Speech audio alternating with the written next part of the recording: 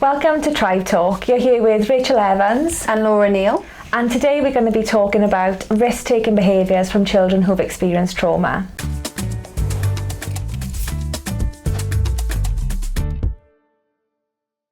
So when our children take risks, and that can be things like absconding, it could be trying dangerous things, meeting up with people who could be dangerous, our instinct often is to tighten up on that control and those rules. Yeah, but what if the risk-taking behaviours that they're engaging in isn't about rebellion, it's about communicating. They're trying to communicate something to us. In today's episode, we're going to unpack how trauma can shape risky behaviour and what we can do to mitigate against this by developing trust and communication. So let's start by defining risk-taking behaviour, because this could look very different from a child who's 4, 5, 6 to a child or a young person then who's 14, 15, 16. Yeah. But they're all categorised as risk-taking behaviours. So children and young people could engage in behaviours such as running away, absconding, using substances. That's for our older children. You've then got our younger children who,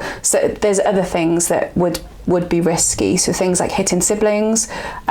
We've seen a lot of children who headbang or pick their skin, and that can be risky if they do it to excess. So you've got a real wide range of risk-taking behaviour, and it can really be anything. So when we define risk-taking behaviour, it's any behaviour that puts a child or somebody else at risk. Yeah, so that could be they're engaging in a behaviour, say self-harm, which is impacting on themselves or causing some sort of injury or harm to themselves, or engaging in behaviours such as aggression, which might be towards the environment or to a sibling, which again, all these behaviours come under the category of risk-taking because it is directed or risky to that individual or other individuals in the home, in the community, or to the environment. Yeah, and we do see this a lot, don't we, from the children we see at the clinic who have experienced trauma. Risk-taking behaviour is much higher within the population of children who've experienced trauma than with other children the same age. So we do see this fairly frequently, and it's always our first port of call as well. So when we're looking to support a family, we're always asking about is there any risk taking, because we need to put mitigation measures in there. Yeah, and that's why it's the first step or part of our tribe framework. They are the questions that we ask parents and carers. Is your child engaging in any risk taking behaviours? That is the place that we need to start off, to make things safe really before we even start to move through any other type of support or work. Yeah, and usually those are the things that are referred to us in the first place, so without us even asking the question. So it could be that we have a referral saying this young person is being aggressive, or this young person is absconding, and there's real concern for them, so that will be in their initial referral information. Yeah, and the reason why it's so or risk-taking behaviours are so prevalent within the population of children that we support, so children who've experienced trauma, it could be for a number of different reasons, isn't it? I think there's multiple reasons. We've talked over a number of weeks about the multiple impacts of complex trauma, and it comes from that essentially. There can be multiple reasons because there can be multiple impacts from complex trauma. There's different examples that we could share, isn't it? So maybe a child or a young person that is seeking that interaction from an unsafe individual online, that could come from attachment difficulties or that need for attention that they didn't get previously, and they're seeking that in unsafe ways. Or a child or young person engaging self-harm behaviours such as cutting, trying to escape some of those negative thoughts that are constantly consuming their minds, or to get that attention from others because they didn't get that previously. It's a cry for help. That they're trying to get that attention from someone else. And then the lack of coping strategies as well. So that comes in quite heavily into this, that you might have skill delays, you might have a lack of coping strategies that have developed over time. So risk-taking behaviour is the only way that they know how to cope with things then. Because actually, that really does get people's attention, Yeah. and it really does get people to step in and try to help because they don't want the child to hurt themselves or other people. Yeah. And that's the reason really for this episode, because we see this a lot. Yeah. So not only do we see children engaging in lots of risk-taking behaviours, and it's putting pressure on the placements, schooling, and limiting their access to the community, making things unsafe for them, but the way that we manage or help children and support them through managing through risk-taking behaviours, it's about having all key components in place. So you mentioned about like the types of support and the education that we're providing to help not just mitigate but give them more appropriate alternatives, and that's where the episode came from really, because we see it a lot, and advocate for getting not just the right type of support, what it looks like. Yeah. What does that support look like, and how have we got all the components that we need within that support? Yeah. It's really, really key. So shall we take a look at an example? So Rachel, what does good practice look like when it comes to managing risk? Yes, I think we are good at identifying risk, aren't we? So we can, when we're in multi-agency meetings, we will talk about behaviours in general and start listing some of the risk-taking behaviours that...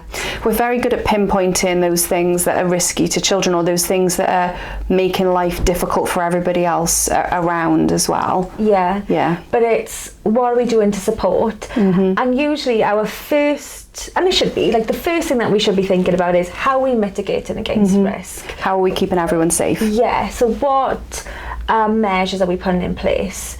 And that's the first question that we've got to answer. But sometimes we just get stuck on that step. Yeah. Where we're removing lots of things from a child's environment, or we are adding in more supervision, or keeping an eye out for them all of the time.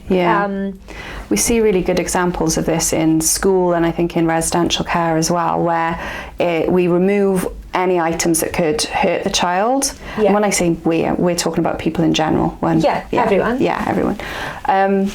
So we remove everything that could hurt the child, and we put additional supervision in. So it could be that child has a 1-to-1 or sometimes a 2-to-1, and that can be in school or in residential care. And if it's at home with mum and dad or family or foster care, then it will be, okay, well, there needs to be more oversight and more supervision. So it might be more check-ins if it's a teenager, or it might be that phone access is reduced. So we're looking at what we can remove and what we can add, but what you're saying is it's much wider than that, and we need to think much wider. Yeah, we need to take it that step further, because even though in the first instance we need to be making sure that everyone's safe, so the child, the family, people in the community, school, everyone's safe, but once we've done that step, we need to go one step further and start thinking about how are we supporting the child to start developing some of these more socially appropriate behaviours,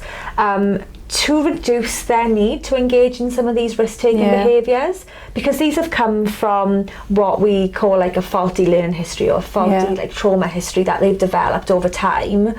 And we've got to unpick that to start teaching them more appropriate alternatives. And that's the bit that we need to focus a lot of attention on, and it can take a little bit of time to do that, but doing identifying that risk and putting those measures in place, and then teaching them some appropriate behaviours, those two things are essential to move forward. So you have to have that second step, because otherwise you've just put mitigation measures in place and you're not going to be able to move forward, because nothing is going to change. So if you take items that could be dangerous away and you provide a 1-to-1, how are we enabling that child so they don't always have to have that 1-to-1, and so we can reintroduce items that would typically be available within their space? Yeah, because that's not the real world, is it? You know, if we look at the example of a child using their phone or using the internet to access or to engage with somebody that's unsafe, so they're using social media inappropriately, by taking their phone away, that's not a long-term solution, because we live in a world where we rely so heavily on technology. If they're going to need to have access to a phone for safety, really, when they're for safety and to fit in with their friendship group a lot of the time these days as well, because that's how children communicate. And I actually think that probably online safety is sometimes where we are thinking about, well, what do we put in to up their online safety skills? But we need to be thinking about that across all contexts as well. So if a child is disruptive in the classroom, for example, and throws chairs and items around when they get distressed, so they moved out of the classroom and they have a space on their own with a one-to-one, what are we doing to build them up to make sure they can reintegrate into the classroom? What's our timeline for that as well? I know. Yeah. And those two examples, they are real problems, aren't they? You know, for our children, and something that we see every single day. But it's like, how are we reintegrating or allowing that child to access things that every other child would have? So accessing education like every other child. So being in a classroom with other peers, accessing the curriculum. And then that child that is struggling to make friends, and they haven't got a phone, so we need to get back to the real world as well, where we're not limiting them too much, but we're reintegrating all of these things in a very safe way and systematic way. So it helps then, later down the line.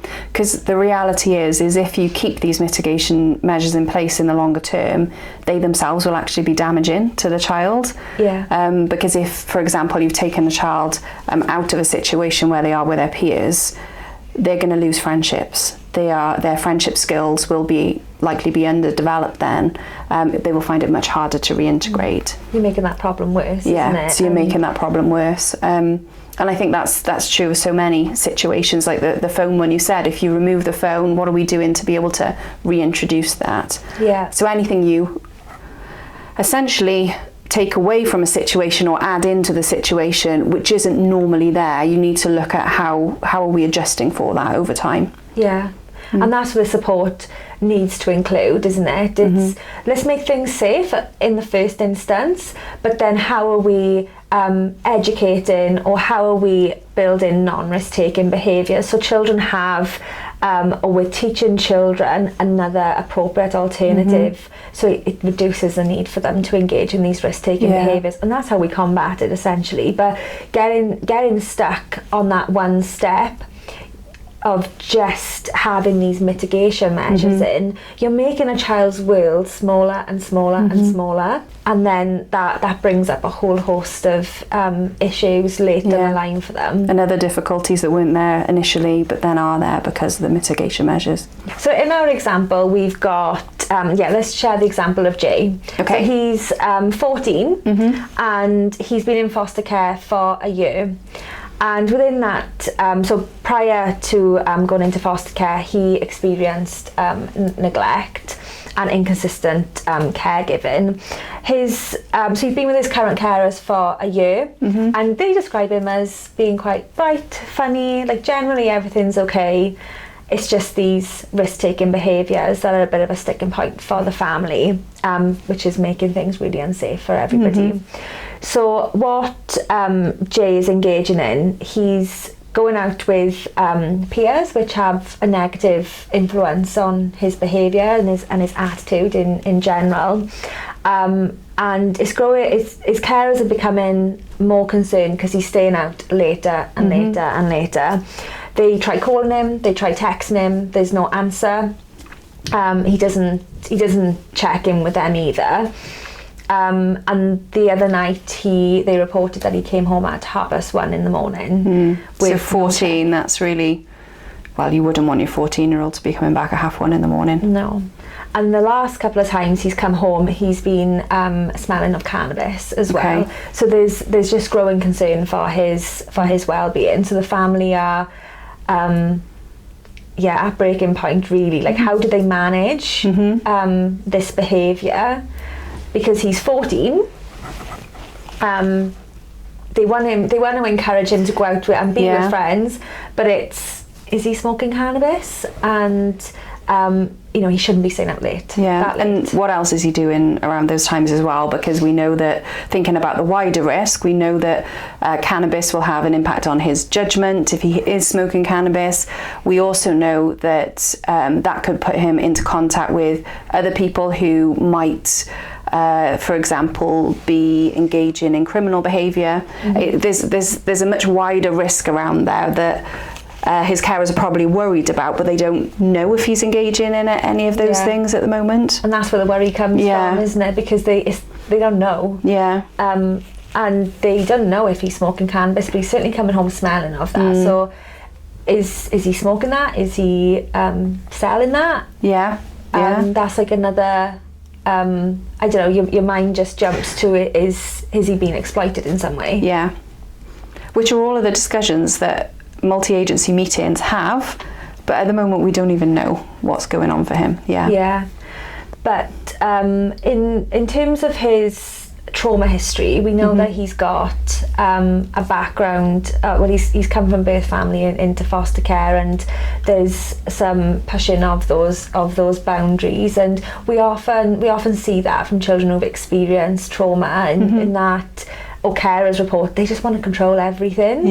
And that need to control to feel safe. And sometimes that's how it presents, isn't it? With like the pushing of the boundaries.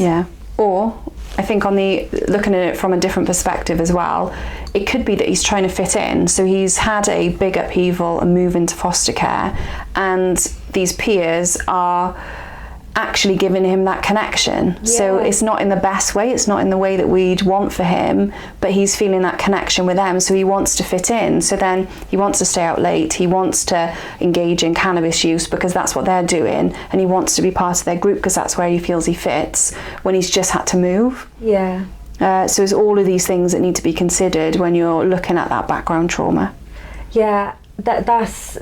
That's definitely true for, you know, some of our individuals when they're trying to find that connection with somebody and or a group. And sometimes that is towards maybe peers that are having that negative influence because they're just trying to fit in and do what they feel is what typical 14-year-olds do. They haven't got that idea of being a safe 14-year-old. They haven't got that model almost of what that is. Probably drifting off the topic a little bit now, where I think this comes in a lot, is we're seeing more of that, because you see it on TV a lot, that gang culture. So particularly with teenage boys where they want to fit in with that more gang-like culture. So then they start talking in a certain way, they start thinking things are typical for kids their age when they're not, and they're really risky. I think that is a really talked about subject, like in recent times. When you see things on the news or on TV, and it's like you said, it's the language that they use, the slang, the music that they listen to, just to like fit in and feel like that's how we behave and talk to other people. And they don't know anything different, and that is that's really reinforcing for them, because they feel like they fit in, they feel like they've got a group, and it's where they belong, and then the draw is really there. Just look at those two environments though, isn't it, where you've got a home where things are a little bit fraught, like he's not really getting, there's difficulties there at home, but then you're with your peer group and you're getting a lot of reinforcement from that, where you're getting a lot of like social approval, and like you said about the connection, he's finding like connection and links with that peer group, and the difference between those two environments, like where is he going to want to spend most of his time, isn't it? You know, you can see how these risk-taking behaviours start and then develop. But this is where we have to think about that wider picture, like you were saying, because if you just think about, well, we're going to put these mitigation measures in place, we're going to reduce access to this, or we're going to take this away, one, you're not going to get buy-in from the child or the young person, and two, you're going to find it really difficult to maintain that in the longer term. And potentially make that peer group more desirable place to be in. Yeah. And making that problem worse. Yeah, and these are all of the conversations and things we're thinking about, particularly when we have this type of risk-taking come to our service when we're asked to support with that. So when we're thinking about supporting Jay, and like you said, in these meetings where we're talking about what risk mitigation measures need to go in place, but also what appropriate behaviours do we also need to be considering as well? In Jay's example, what types of things would we be thinking? Yeah. Are you asking me that question? Okay. I think there's lots of things to think about to begin with. So if he's staying out that late, we want him to be coming in earlier in the first place. So it is important to have those rules and boundaries around times to come in. But I think this is where it's really important to think about your easier wins as well, because if he's staying out till 1:30 in the morning, to suddenly expect him to be in by 7, it's never going to happen. No. So sometimes you've got to take that, oh, okay, well, he did stay out too late. It was past his curfew, past the time he was supposed to. But he messaged to say where he was and we knew he was safe.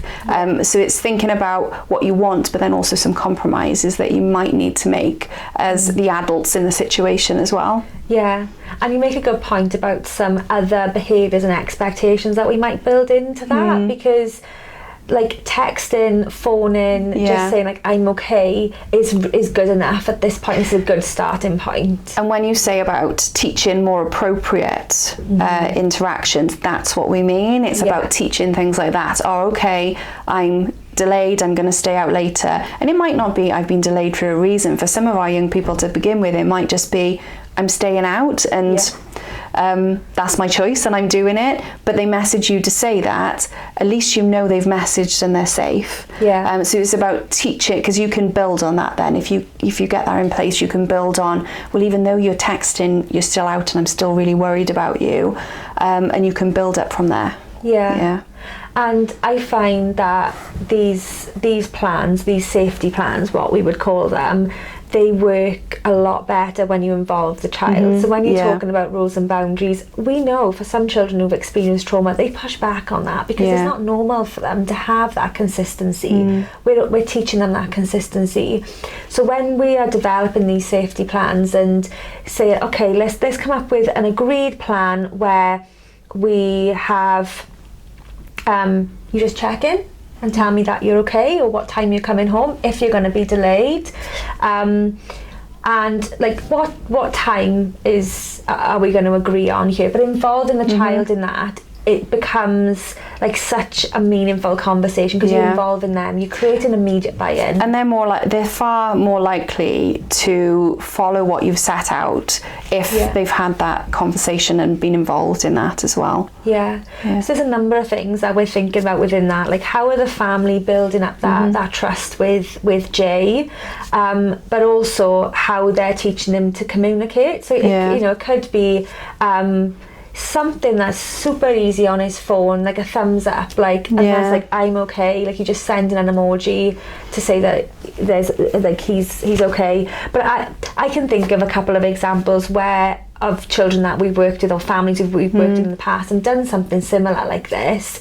Just teaching children that even if they're saying, oh, my lift didn't show up, or I'm a little bit late, or I missed the bus or something like that, that is a reason for their lateness, and like that's okay. Just tell me that you're safe and tell me that you're okay. And it opens up those conversations, because if children are putting themselves within these situations, they are risky situations, and there will be a point where they themselves feel unsafe. Quite likely, and they're more likely to reach out and talk to you about it, and then follow more of the rules and boundaries that you put in place, because they can start to see, oh, okay, this is why they want me to come in, or this is why they want me to communicate, or this is why they need to check where I am. Because it could be a bit of a miscommunication, like you said, like 7 o'clock for a 14-year-old. That probably is on the earlier side. And that young person might be thinking, well, they're so boring, they want me in at 7, but really, like 9. the clock. Like, that's okay. And it's also thinking then about the history and what they've had previously, because there may have been no curfew whatsoever, which meant they could stay out till whatever time they wanted, and no one was checking in on them. So it's a new situation, it is different, and that's not for all of the young people we support. Some of them have had that appropriate care for a long time, and these things still come up. So it's looking at that individual situation as well. But it's just about like identifying that risk and then knowing what behaviours that we need to teach that are more appropriate, and working with the child, I feel like is really important in these situations. So the other one we've got here is the possible cannabis use. So you would want to be thinking about how are we teaching around the dangers of cannabis use. Now, from our experience of working with teenagers who mix in and out of those circles, they don't often take that on board. So it's thinking about how we can, if you do like a training course, or if you do some one-to-one work with them, they're like, yeah, I know this, I know all this stuff. It's about how are you integrating that into their day-to-day, how are you making it clear what's more safe for them. And again, it might be the small wins that we need to think about, rather than the bigger picture of we don't want you anywhere near cannabis use at all. Because you want, your child to be talking to you and confiding in you about like why, well, even if they're using cannabis in the like, we don't know in this instance what the situation is around cannabis, whether they're using that or selling that, or just around people that are using it, so before jumping to conclusions, like understanding that situation, so your child is talking to you about that, so you can understand it a bit better to know how you can support them.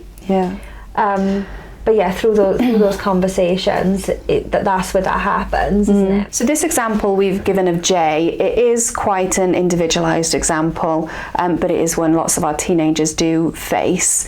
But essentially, I think with any risk taking that you're seeing, we want to have a good safety plan in place. So mitigation measures that have been put in place, but thinking about the wider picture. So how are we removing those mitigation measures? How are we integrating them back into whether it's home life, class life, into the community, giving them those options to be able to socialise and do the things that they would typically do. We always have to be thinking about that and how we're doing that. Yeah, definitely, because that is, like you said, the bigger picture.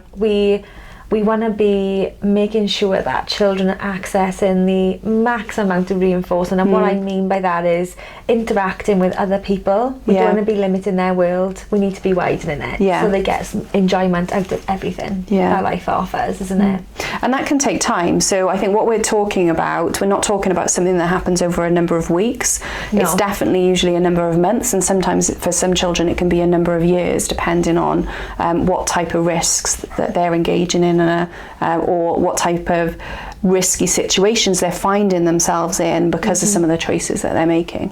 And always being informed by that trauma that they've experienced, and going back to that trauma and thinking, how has this influenced what they're doing now? So we have a question from our team to finish up, and the question is from Lynette. And she has asked, what if you're getting conflicting information from different professionals? So this crops up sometimes, and especially when you're working in a when these risk-taking behaviours come up, you're in a multidisciplinary team talking about how you're working through it. So it definitely comes up where people have different ideas, and that's good, because we've got loads of different ideas on the table. But I think what it comes down to, as a parent and a carer, you want to be looking out for the key components within that plan. So the key components being, what is the risk, and what mitigation measures we put in, so what safety measures are we putting in, how are we teaching non-risk taking behaviours. So I think if you're looking out for those two key components, then you know that you're on to an effective plan. And then taking advice from other professionals on how that looks, but you just need those two key components. And as you said, breaking those down, making sure they're there, and feeling confident to ask the question as well, because what you said at the beginning is we're quite good at identifying the risk taking. We're also often quite good at putting mitigation in, really asking that question around, what are we doing to skill my child up or to support my child so they can reintegrate, so we can add these things back into the environment. What are we doing? Yeah. Like, what's next, isn't it? Like, where are we going from, like, next from here to get that child back into the classroom, or have a child using a smartphone again? Is always looking at that plan and making adjustments or moving through that plan is so important. So just keeping out for those two key components. As a parent and a carer, that's what I would be asking in those meetings anyway. Well, that's the end of our episode today. Thank you for listening. If you want to learn more about trauma-informed care, remember to subscribe to Tribe Talk for more trauma-informed care in practice.